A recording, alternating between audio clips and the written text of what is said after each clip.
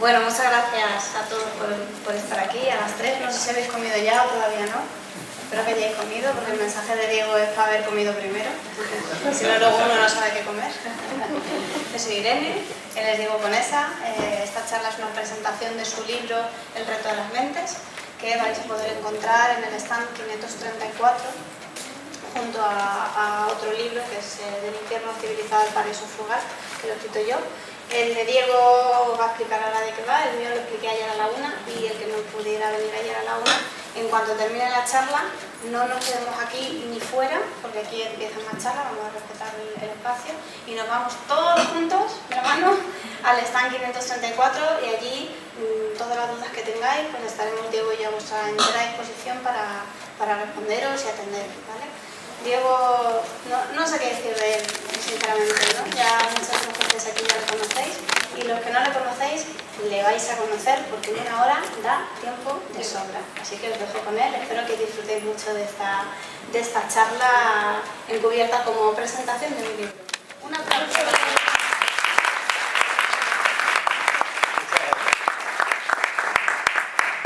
No aplaudáis, que a lo mejor yo a vosotros no aplaudiría. Bueno, cuando yo era un niño, tuve la suerte de vivir a caballo entre dos religiones. Por un lado era una suerte, aunque por otro lado hacía mi vida muy complicada, porque era el bicho raro del colegio. Yo fui seguramente de las primeras personas en España que renunció a la enseñanza religiosa obligatoria. Y en mi casa se juntaban tres factores muy curiosos. Mi hermana mayor se había fanatizado con la política de izquierda, mi madre pertenecía a los Testigos de Jehová y mi padre era católico. Eso, lo quieras o no, marca tu vida. A mí me educaron a caballo entre las dos cosas, y también en esa relación con la política, porque tengo una muy buena relación con mi hermano. Había una cosa que me llamaba poderosamente la atención. Los Testigos de Jehová planteaban algo que era realmente bonito. Ellos planteaban una vida paradisíaca. Una vida paradisíaca donde no existía el sufrimiento, el dolor, la tristeza, la pena, todo eso que yo ahora llamo sentimientos patológicos. En esa vida que ellos decían que un día íbamos a conseguir, basándose en la mitología bíblica, era todo maravilloso. Y aquello a mí me dio que pensar. Porque nosotros, obviamente, en el mundo actual estamos jugando a un juego diferente. Nosotros estamos jugando a un juego que se llama civilización. Y a ese juego, todos, queráis o no, os veis obligados a jugar. ¿Cuál es el premio de ese juego que se llama civilización? ¿Alguno de vosotros me lo puede decir? ¿Cuál es el premio para los que jugamos a la civilización? Obviamente los animales salvajes no juegan a la civilización. Pero para nosotros, para vosotros y para mí, que jugamos a la civilización, ¿cuál es el premio? Muerte. Poder. Os voy a decir yo cuál es el premio. El premio se llama sufrimiento. Todos vamos caminando en un tren que se llama la vida, y el cual termina en una estación que se llama sufrimiento premorti. Hay algunos que tienen mucha suerte y lo viven en muy poco tiempo, algunos incluso en espacio de segundos, pero la mayoría vamos hacia la enfermedad que nos conduce hacia la muerte. Claro, cuando hay alguien que te está ofertando una cosa diferente, entonces mi vida empezó a jugar con mucha importancia una palabra, la palabra paraíso.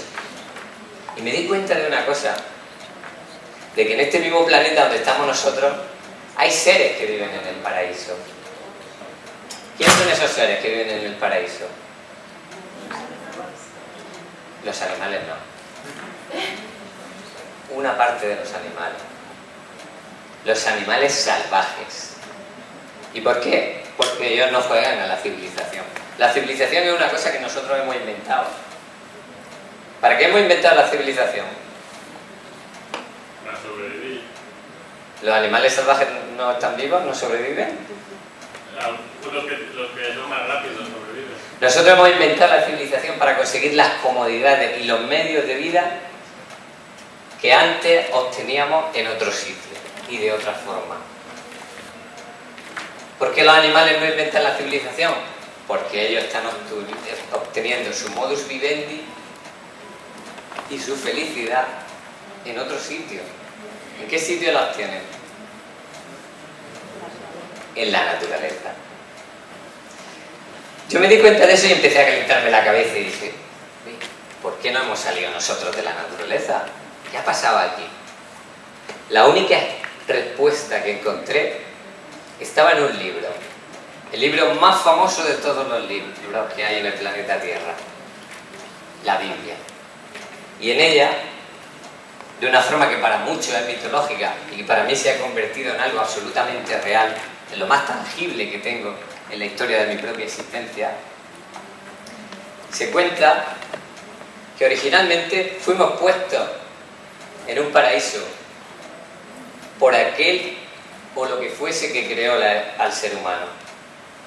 Y en ese paraíso vivíamos de forma feliz. Hasta que por alguna razón metimos la pata. Eso que suena muy mitológico, yo a través de mis investigaciones descubrí que era verdad. Ahora mismo cualquier antropólogo puede decir que como mínimo llevamos 4,5 millones de años en la superficie de este planeta. Fijaos, si esta mesa fuera la existencia del ser humano desde que fuimos puestos en el planeta, si esto fueran los 4,5 millones de años, el juego al que estamos jugando ahora mismo, que se llama civilización, sería mi dedo. Quizá incluso menos de mi dedo. Todo lo demás sería vida salvaje, por lo tanto vida paradisiaca. Las águilas que vuelan salvajes viven en su vida paradisiaca.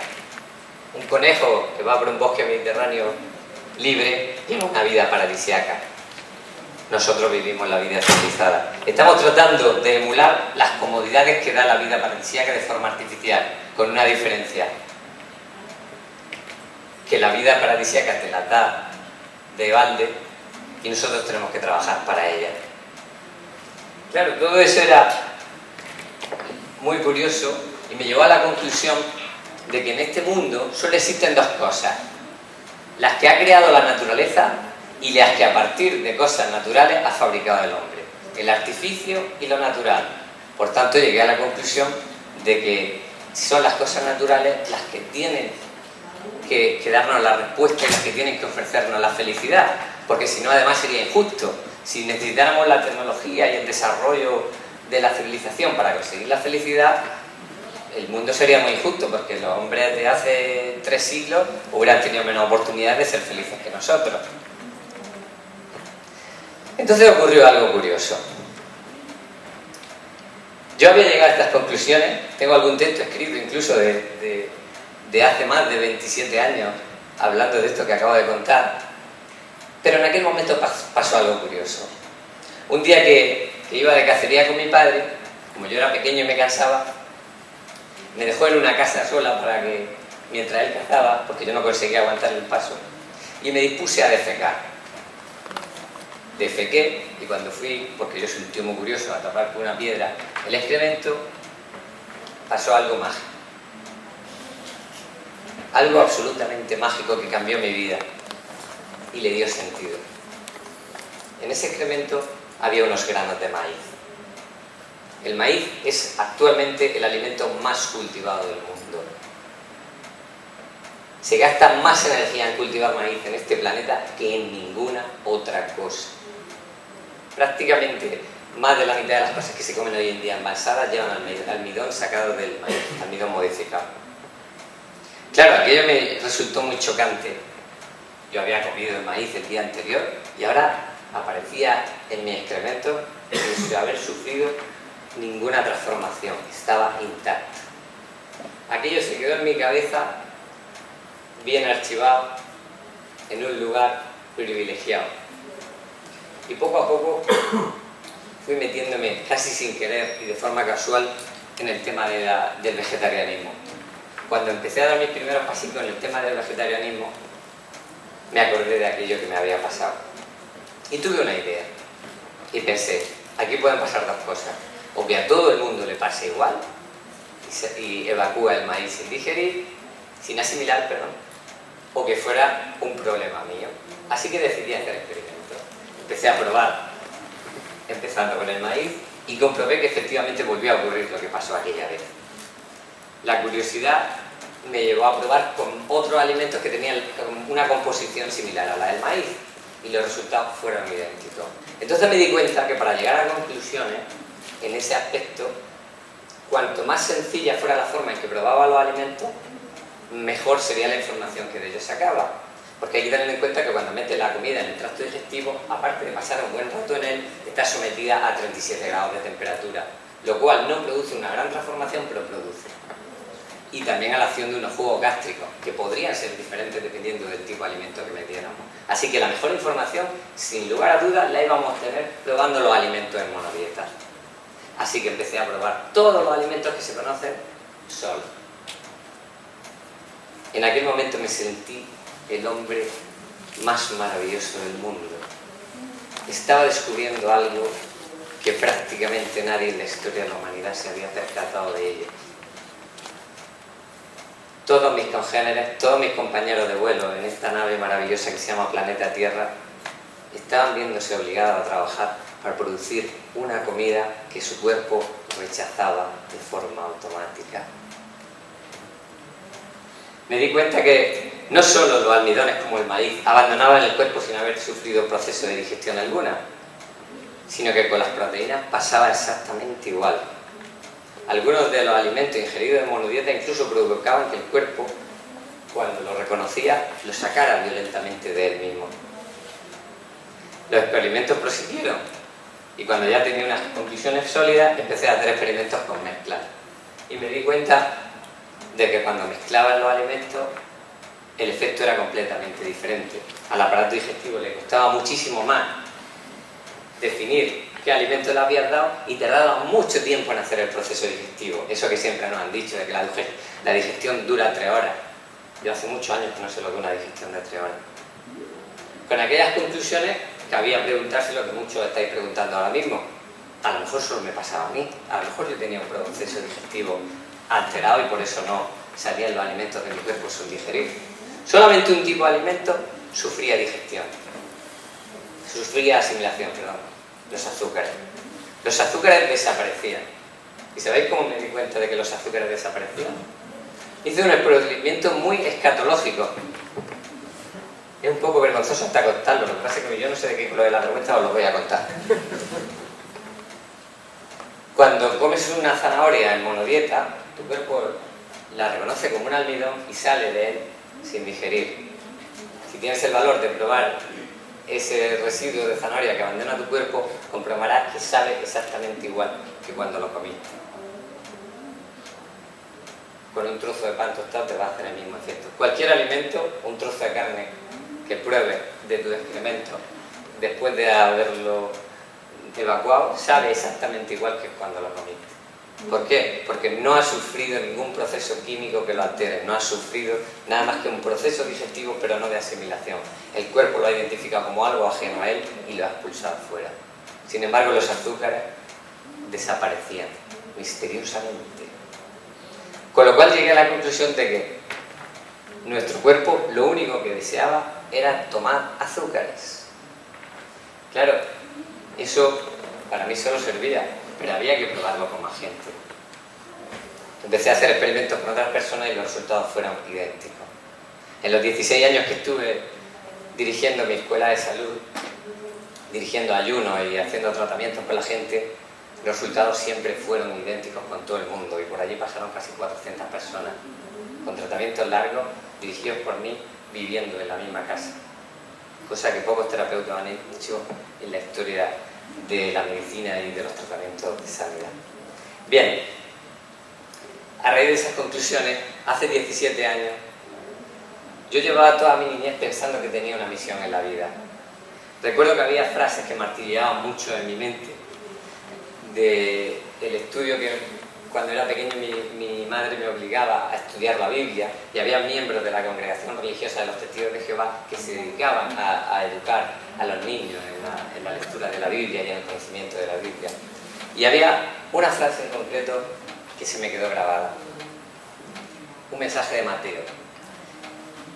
en el cual advertía de que la civilización se terminaba, en un final caótico. Yo esta mañana cuando me he levantado para venir aquí, se me han puesto los pelos de punta, porque me han comunicado que había un atentado multitudinario en Francia donde han muerto muchísimas personas.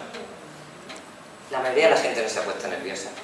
Hoy en día estamos acostumbrados a un nivel de apocalipsis bastante severo y nadie se pone nervioso, es habitual. Un terremoto aquí, 500 muertos allá, 200.000 heridos en no sé dónde por un tsunami. Nadie se pone nervioso hasta que nos toca a nosotros. La profecía de Mateo se está cumpliendo, pero en esa profecía de Mateo hay una parte muy importante en la cual habla de la difusión de la verdad. Cuando era pequeño aquella frase me marcó mucho. Él decía, la verdad debe ser difundida por toda la tierra habitada antes de que la civilización termine. Cuando empecé a descubrir lo que pasaba con la comida en mi cuerpo, me di cuenta de qué será el mensaje, de qué será la misión a la que yo había venido en la vida. A difundir por el mundo la verdad que nos tiene esclavizados a todos con el trabajo de producir alimentos que nuestro cuerpo no solo no puede aprovechar, sino que además le hacen daño.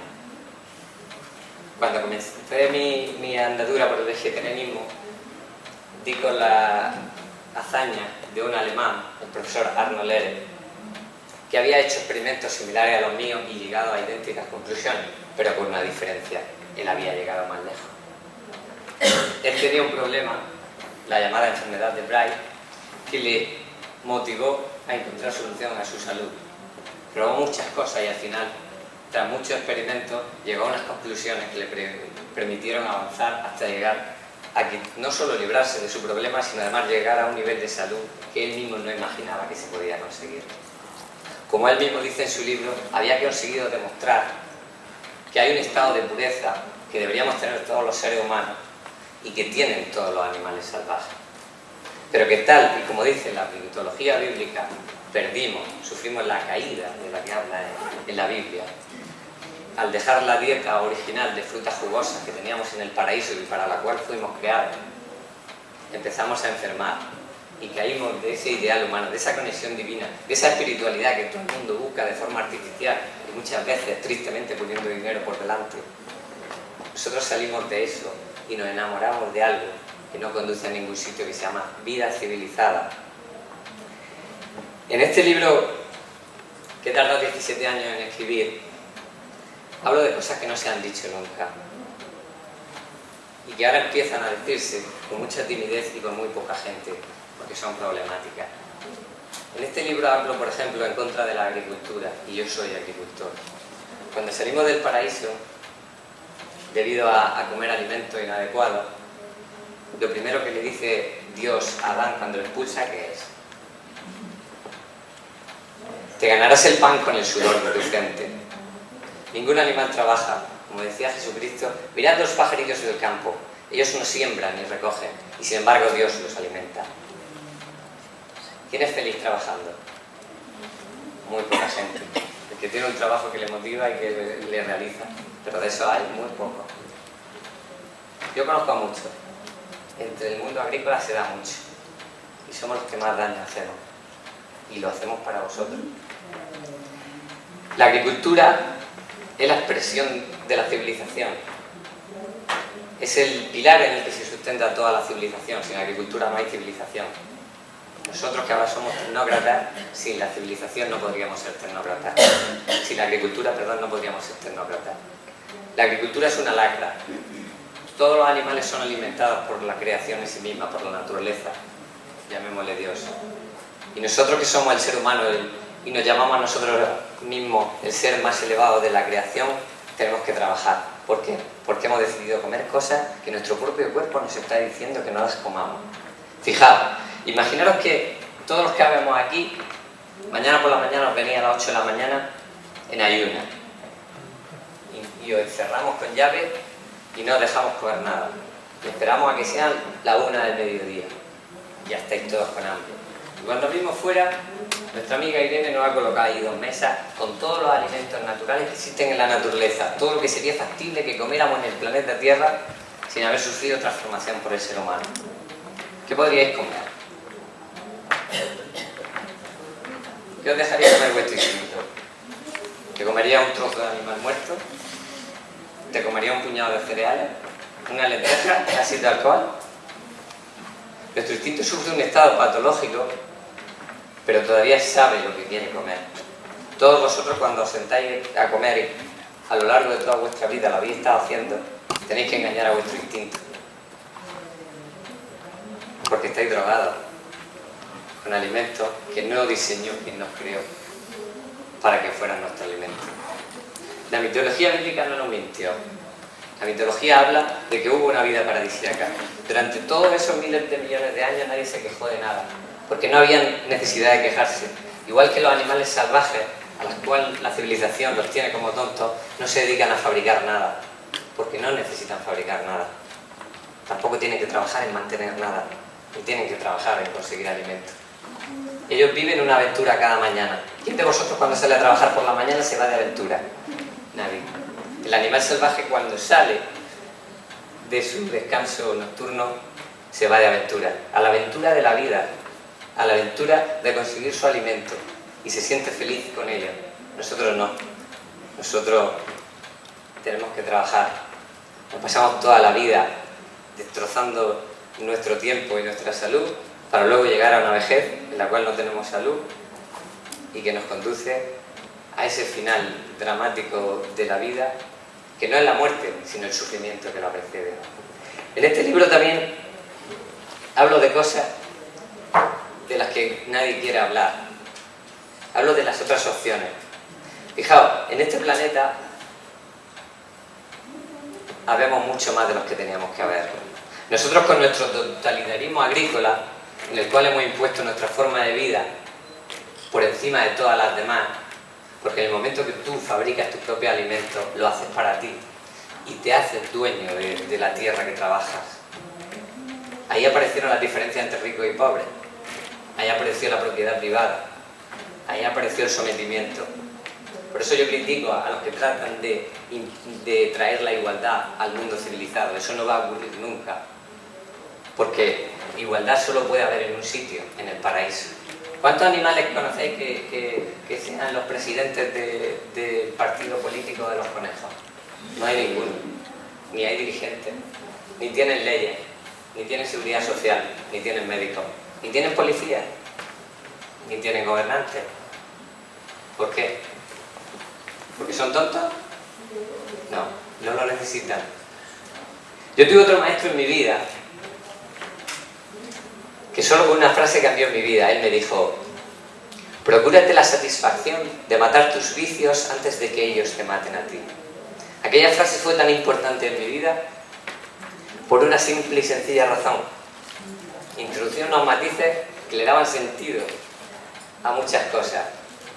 En primer lugar, esa frase venía a demostrar que son los vicios los que hacen que no seas feliz.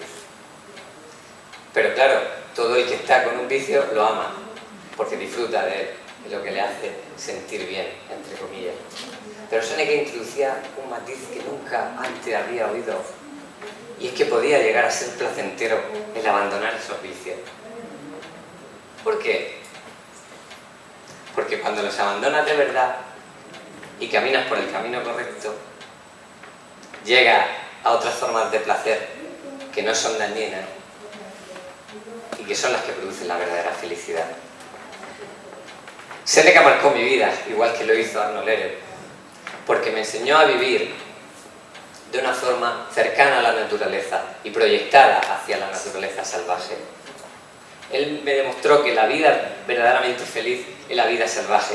Él decía: ¿hubo alguna vez alguna generación más feliz que aquellos hombres que vivían al cobijo de la naturaleza y que repartían con concordia los bienes que ésta producía para ellos? Cuando nosotros producimos nuestros propios alimentos hay problemas, porque los queremos para nosotros. No los repartimos a los demás con amor, porque llevan trabajo. Y el trabajo es pesado, perjudica, no nos deja disfrutar de la vida. Pero Séneca hizo algo más. Séneca, que es para mí el hombre más elevado que ha existido en la historia de la humanidad, hizo un regalo a sus congéneres que jamás ningún otro hombre ha hecho. Él dio una alternativa. Si os metéis ahora mismo en internet, podéis ver información de todo, de todo. Solamente hay dos cosas que son complicadísimas de encontrar en internet.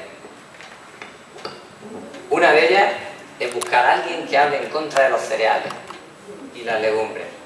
Ahora vemos 2 o 3 personas en el mundo, pero hasta hace poco no había información ninguna.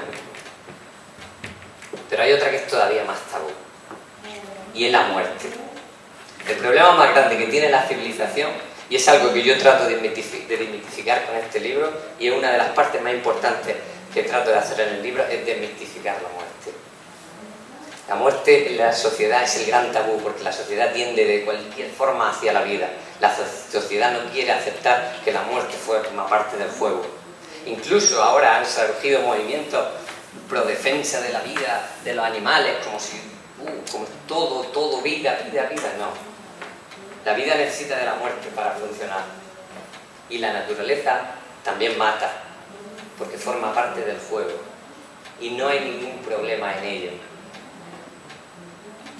En ella no existe la palabra violencia. Es un ciclo, es un juego, nada se pierde. Como decía Jesucristo, no hay nada nuevo bajo el sol.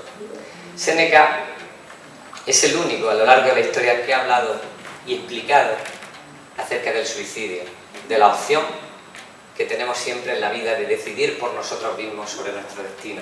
Él ha sido la única persona que se ha atrevido a poner palabras en la boca de Dios en un texto, y lo hizo para hablar del suicidio, porque muy malo debía ser quien quiera o lo que fuera que nos creó si no nos diera la oportunidad de salirnos del juego cuando nosotros quisiéramos. Para mí eso ha sido el regalo más grande que un humano ha podido dar a sus congéneres. Hay más cosas en este libro que no se han dicho nunca. En él hago una pequeña reflexión sobre la historia de la humanidad y explico cómo llegamos a ser agrícolas. Y explico cosas en las que los historiadores y los antropólogos y los arqueólogos hacen muchas conjeturas. Por ejemplo, en este libro demuestro cómo comiendo carne llevamos menos de 8.000 años. ¿Y cuál fue la razón que nos llevó a comer carne? Y fue una razón agrícola. Me resulta muy curioso que los del movimiento pro-vegano critiquen el consumo de carne, pero nunca digan nada de la agricultura, que es la que nos condujo a comer carne y la que nos condujo a tener ganadería. Que por desgracia o por fortuna los campos hay que abonarlos, y el abonado en primer lugar procede de los animales. En este libro ofrezco un camino, porque de nada sirve que tú le digas a uno que está pintando una pared que lo está haciendo mal. Si no sabes hacerlo mejor que él, cállate, déjalo hacer. Pero yo tengo un camino al que yo llamo el reto de las mentes. El reto de la mente es darnos cuenta de que estamos equivocados, de que esta vida, la que vivimos actualmente, no conduce a nada, y de que además el juego se está terminando. Porque, veréis, os voy a hacer casi una predicción, os voy a decir lo que va a pasar en el futuro. Ahora mismo tenemos un mundo muy complicado. Tal y como decía en la mitología bíblica, antes del fin habrá angustia de naciones. Eso está ocurriendo ya. Muchas complicaciones, muchos problemas con el terrorismo, muchos desacuerdos entre los diferentes mandatarios, muchas tendencias políticas, muchas tendencias religiosas que lo condicionan todo, vuestra vida del día a día. Nosotros tenemos la suerte de vivir en uno de los mejores países para vivir, que a lo mejor eso es un perjuicio cuando llegue lo que tiene que venir. Pero después, antes de que todo lo que llamamos de civilización desaparezca como tal, habrá una alianza entre las naciones. Todo el mundo firmará la paz, pero estarán autoengañándose a sí mismos. Porque en un mundo agrícola, en un mundo basado en la agricultura, nunca puede haber paz. Porque el que hace más trabajo, el que cultiva más tierra y consigue mejores resultados, lo quiere para él. Y eso es totalitarismo. El único agricultor legal de este planeta es el que nos creó, la naturaleza. Ella es la única que debería alimentarnos y nosotros deberíamos someternos a su alimento. Pero claro, eso en lo que vemos ahora alrededor nuestro, que es el mundo civilizado, es una locura. Cuando yo hablo de vida paradisíaca, que lo hago aquí en el final del juego, que es la civilización donde estamos nosotros ahora, parece una locura. Pero si nos vamos solamente 4 generaciones atrás, los abuelos de vuestros abuelos vivían una vida muchísimo más cercana a la naturaleza, infinitamente más cercana a la naturaleza y más cercana a esa vida paradisíaca que se vivió durante tanto tiempo que a la que nosotros vivimos actualmente. Yo ofrezco un camino que es la mezcla de tres cosas. Un sistema de producir alimentos que se llama permacultura, el cual su fin es producir ecosistemas que se mantengan ellos mismos y de los cuales nosotros lleguemos a formar parte. Nosotros, como otro animal, formamos parte de la naturaleza para algo y con nuestros excrementos abonamos el suelo que luego da vida a plantas que nos dan de comer a nosotros. Esa es una parte de mi juego. Y la otra parte de mi juego es que limpiemos de nuestro organismo la suciedad que los alimentos inadecuados han dejado en él. Y eso, hoy en día tenemos muchas tendencias en el panorama actual de la dietética, mucha gente que trata de llegar a una alimentación natural. Yo llevo 27 años estudiando ese tema y practicándolo y trabajándolo con otras personas y estudiando los casos de otras personas que practican. Y al igual que el alemán al que yo sigo, el profesor Arnaldo Neder, comparto sus conclusiones cuando se da cuenta de que la mayoría de la gente que se acerca a los sistemas de curación natural acaba poniéndose peor que los que siguen comiendo de todo. Eso es un poco triste, que tú te estés esforzando en intentar buscar tu salud y mejorarla y luego acabes teniendo más problemas que los que comen de todo. Eso lo podéis ver y comprobar cada día de vuestra vida en el mundo actual. Veis vegetarianos que da pena verlo, gente que intenta la dieta cruda y están totalmente destrozados, y luego otros que comen de todo pero son moderados, que están súper bien.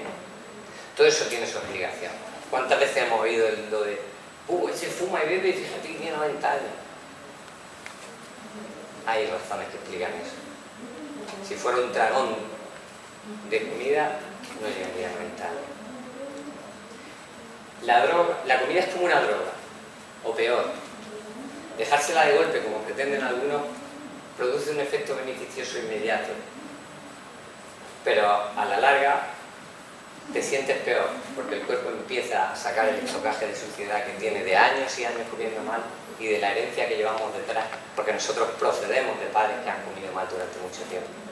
Fijaos, como mínimo los humanos llevamos 32.000 años fuera de la dieta original para que fuimos creados y la que todavía nos dice nuestro instinto cómo es. Es absurdo que el instinto pida cosas que son naturales. Nosotros no podemos tener hambre de tabaco, pero tampoco podemos tener hambre de comer trigo. Porque nosotros no tenemos buche, no estamos diseñados por la naturaleza para comer grano, y cuando vemos el trigo no nos da ganas de comerlo, pero el pan sí nos da ganas de comerlo. ¿Por qué? Porque estamos engañando a la naturaleza. ¿Qué pasa? Dejarse esos alimentos bruscamente pasa exactamente igual como cuando a un drogadicto le quitamos la droga de golpe. Se pone peor que estaba. Entonces yo digo, si la droga es mala, ¿por qué se pone malo cuando se la quita? Si tenía que ponerse bueno cuando le quita la droga. No es mala la droga, pues si se la deja tendría que mejorar, y lo que ocurre es lo contrario. Ahí reconozco que los médicos hicieron una cosa grandiosa. Inventaron lo que yo llamo el efecto metadona. Y es que cuando estás consumiendo una droga muy fuerte, necesitas otra más suave que te haga de puente a desengancharte de la otra más fuerte. Con la comida pasa exactamente igual. Si queréis ver éxito en el mundo de la nutrición, solo lo vais a encontrar en la gente que ha hecho cambios muy graduales y que no tiene prisa. Llevamos 32.000 años como mínimo comiendo mal y eso no lo va a solucionar nadie de un día para otro, en base a unas creencias fanáticas. Hay que hacerlo despacio. En ese sentido, yo utilizo las dietas de transición que el profesor Arnaldo Neder diseñó a finales del siglo XVIII y las he mejorado por una sencilla razón. Las he tenido que adaptar al mundo actual. Aquellos hombres que trató el profesor alemán eran pre-revolución industrial. Aunque esto parezca una tontería, y yo lo explico muy bien en el libro, la gente pre-revolución industrial tenía un consumo por cápita de cereales, que son los alimentos que más ensucian el cuerpo. Yo, que soy uno de los líderes mundiales del movimiento vegetariano, reconozco públicamente que la carne, el pescado y la mayoría de productos de origen animal producen mucha menos suciedad en el cuerpo que las legumbres y los cereales. Las legumbres y los cereales son los alimentos más dañinos que hay sobre la faz de la tierra, por una sencilla razón. Tiene una sustancia pegajosa en su composición, que es el almidón, que se pega a las paredes del intestino, colapsándolo impermeabilizándolo, impidiendo que los nutrientes lleguen con corrosión al interior de las paredes del intestino donde deben ser asimilados. ¿Qué pasa? Tú ves cantidad de gente hoy en día que es vegetariana, pero come mucha harina y está mucho peor que los comedores de carne convencionales, que son más parcos. En el mundo actual tenemos que ser muy cautos, porque nosotros somos hijos de la revolución industrial, y la revolución industrial hizo un cambio muy radical gracias al empleo de tractor. Y es que pasamos de poder consumir una pequeña cantidad de cereales per cápita al cabo del año a poder consumir cereales todos los santos días. Y el poder producir cereales muy a menudo también hizo de que podamos pasar de comer un poco de carne a la semana a comer carne todos los días, porque teníamos muchos cereales para alimentar los animales. La gente que trató a Arnold Ehret era pre-revolución industrial. Llevaba una alimentación sana en comparación con lo que comemos hoy en día. Y aún así era una alimentación tóxica. Y aún así él utilizaba dietas de transición para que ese cambio fuera exitoso. Fijaos la gente de hoy en día, con toda la cantidad de almidón que hemos comido al cabo del día. Nosotros prácticamente todos hemos sido criados con cantidades de harina, además refinada, cosa que no se hacía con tanta asiduidad a finales del siglo XVIII. Pero hay más cosas. Entonces, en aquella época, se conocían muy pocos medicamentos. Aparte de la morfina, las sales de plata, había 4 cositas más y la mayoría eran hierbas que tienen principios tóxicos que producen reacciones, que después derivaron, cuando entró en juego los laboratorios, derivaron de los medicamentos actuales y ya se sacaron las formulaciones sintéticas. Pero aquellos hombres que trató Arnold Ehret habían comido muchísimo mejor que nosotros y llevaban muchísimas menos sustancias químicas en su organismo. Y aún así, él alertaba de que había que ser especialmente precavido e ir despacio en los procesos. Nosotros somos hijos de la química, de la fertilización artificial, de las fumigaciones artificiales y de los medicamentos, de las vacunas, etcétera, etcétera, etcétera. Pretender pasar de una alimentación civilizada con un cuerpo lleno de todas esas toxinas de un día para otro hacia una alimentación natural es garantizarse un fracaso seguro. Se llega al éxito por cambios evolucionistas y progresivos, como decía Arnold Ehret. Hay que ir despacio. Los seres humanos de hoy en día somos el animal más degenerado, con diferencia, del planeta Tierra. Estamos absolutamente intoxicados. Os voy a poner un ejemplo sencillo que demuestra eso. Si os fijáis, nunca ha hecho falta en la humanidad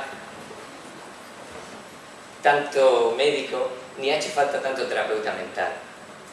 ¿Sabéis por qué no había tantos terapeutas mentales antes? Porque la gente estaba más cuerda. La gente estaba más cuerda porque comían de forma mucho más sencilla y vivían una vida más cercana a la naturaleza. Otra de las cosas que hablo en el libro es que nosotros, gracias a la civilización, al artificio, al modernismo, estamos reprimiendo un instinto natural que tiene el cuerpo humano, al que yo llamo instinto simiesco. El instinto simiesco es aquel que hace que te apetezca disfrutar de las cosas que la naturaleza le da. Aquí en esta sala estamos con luz artificial y estamos en pleno día. Eso es antinatural. Tenemos el aire aquí encerrado entre 4 paredes con una puerta cerrada. Es antinatural. En la naturaleza eso no existe. Todos los animales no solo sacan su nutrición de ella, sacan su respiración de ella. Lo sacan todo. Nosotros ahora vivimos inmersos en la locura. Nos creemos felices porque tenemos el paraíso de la información. Porque te puede echar una novia en Quilapayún y tú vivías en Murcia. Y dices, ahora soy libre. Mentira. Si queréis ver parejas exitosas, veréis a gente que se ha criado a 2 kilómetros de distancia. Si queréis ver amistades de esas que no las puede romper nada en este mundo, veréis gente que se ha criado cerca, porque la naturaleza pone cerca lo que tiene que estar cerca. Y la naturaleza te pone cerca lo que tienes que obtener de ella y lo que tienes que consumir de ella. Pero nosotros ahora hemos montado un mundo, y además lo hemos montado todo en base a una cosa que estamos robando entre todos. ¿Qué le estamos robando a la naturaleza entre todos? Le estamos robando algo que ella puso bien escondido abajo. Y luego cuando hay una catástrofe natural decimos, ¡wow! ¡Qué mala es la naturaleza! Fíjate cuánta gente ha matado. Pero nadie dice, oye, si es que le estamos robando el petróleo. Ese forma no queda desde debajo de la tierra. Si es que no hemos cargado todos los bosques para cultivar cereales. Y todavía nos creemos los reyes de la creación, macho. ¿Cómo serán los demás? Hay un autor que me gusta mucho mencionar porque me dejó impactado, que se llama Daniel Quinn. Él, ahora mismo junto a mí, es la persona en el mundo que más está desmascarando los problemas que tiene el ser humano civilizado. Y el principal problema que tiene el ser humano civilizado es que obtiene todos sus medios de vida de forma artificial y en base a una energía que roba a la naturaleza. Ese es el último juego al que se juega. Obtener alimento es cada vez más complicado. Yo supongo, yo estoy hablando aquí de que tenemos un apocalipsis inminente y vosotros podéis pensar lo que os dé la gana. Unos pensarán que sí, otros dirán este tío está loco perdido y tal, igual. Pero ahora vamos a hablar un poco de eso. Porque yo me muevo en el mundo real. Yo soy agricultor. Y a mí la FAO me dijo hace 5 años, la FAO, la que controla la alimentación a nivel mundial, me dijo hace 5 años que en 20 años teníamos que estar todos los agricultores del mundo produciendo el doble de comida. ¿Sabéis por qué tenemos que producir el doble de comida? Porque dentro de 20 años seremos el doble de habitantes. Ahora, con 7 millones de habitantes, nos hemos cargado todos los ecosistemas del planeta. Todos, absolutamente todos los ecosistemas del planeta están dañados por la acción del ser humano a través de la civilización. Y tenemos que hacer el doble de daño. ¿Por qué? Porque nos apetece reproducirnos. No tenemos ninguna razón racional para reproducirnos. Bueno, en realidad sí tenemos una. Los sistemas sociales. Los sistemas sociales por los cuales, para garantizar la comodidad de nuestra vejez y el pago de los servicios sanitarios que todos vamos a necesitar si seguimos con la forma de vida que llevamos, necesitamos otra gente que cotice, que fabrique esos medios que nosotros vamos a necesitar en la vejez.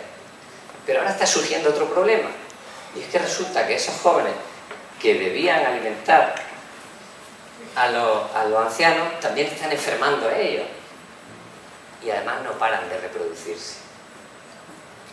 Y todos los que nacen con las mismas adicciones que nosotros, con lo cual, si tú tienes un gasto per cápita de energía brutal, tu hijo va a tener un gasto per cápita de energía brutal. Y no solo hará falta el doble de comida, hará falta el doble de teléfonos móviles, hará falta el doble de coches, el doble de combustible sólido, etcétera, etcétera, etcétera. Quien no cree en que estamos ante un apocalipsis inminente no tiene capacidad objetiva de razonamiento lógico.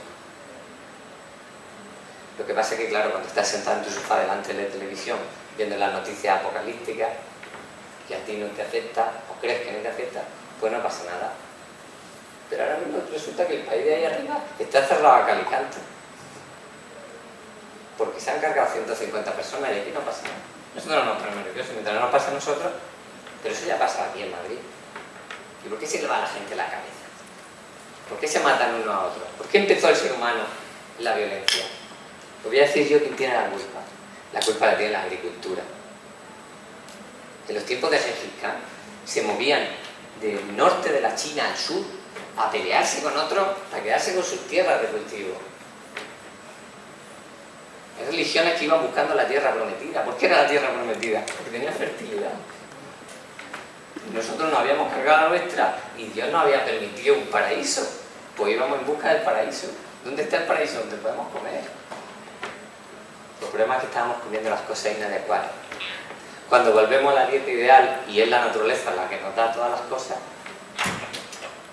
ya no necesitamos nada. Ni siquiera necesitamos el conocimiento. Este libro empieza de una forma muy curiosa. Empieza criticando al raciocinio. Jamás vaya a leer otro libro en la historia de la humanidad donde alguien critique el raciocinio. Si es nuestra bandera, es nuestro estandarte. Los humanos vamos por la vida de reyes de la creación y de racionales. Nosotros no somos animales, nosotros somos racionales. Se ha puesto nervioso y todo. ¿Vosotros creéis que no somos animales? Sí somos animales. Lo que pasa es que la naturaleza tiene una cosa que yo he descubierto y es una herramienta para aquellos que han perdido la felicidad. Y esa herramienta se llama raciocinio. Fijaos cómo lo he descubierto. Es un razonamiento lógico muy sencillo. ¿Para qué nos sirve el raciocinio?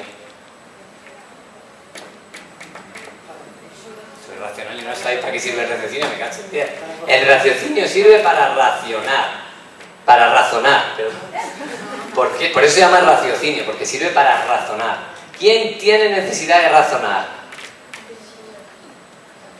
El que tiene problemas. Razonar es discernir entre lo bueno y lo malo para tomar decisiones. Entonces, ¿quién tiene que discernir entre lo bueno y lo malo? Aquel que tiene que tomar una decisión porque tiene un problema. Si tú no tienes problemas, vives feliz. ¿Los animales de la naturaleza salvaje razonan? ¿Por qué no razonan? Efectivamente, porque son felices. Y por otra razón más, porque viven en base al instinto. El instinto es supuesto al raciocinio.